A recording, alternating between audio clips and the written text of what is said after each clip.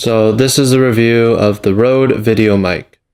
So straight in the box you have the standard microphone, a pamphlet, an instruction manual, and your standard silicone gel. On the front is the microphone pickup. Covering the microphone you have a wind foam screen. On the back you have the cap which covers the 9-volt battery required to power the microphone. On the bottom is the shoe mount to mount on top of the camera. On the side, there's the integrated suspension, which is designed to isolate the microphone from knocks and bumps that would normally interfere with the sound. The microphone features 3 modes: off, on, and then the high-pass filter mode.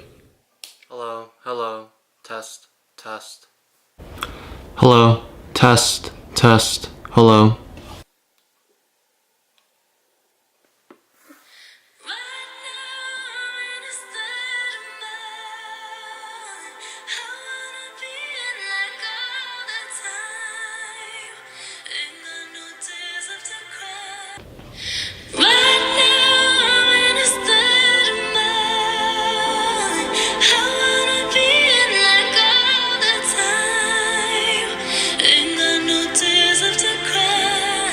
Alright, so this is a normal arm length away from the camera.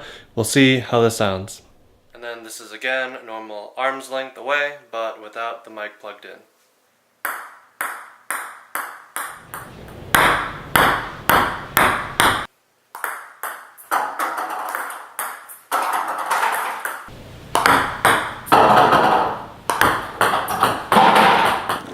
Alright, and then this is outdoors right now. It's slightly windy outside. We'll see how this sounds.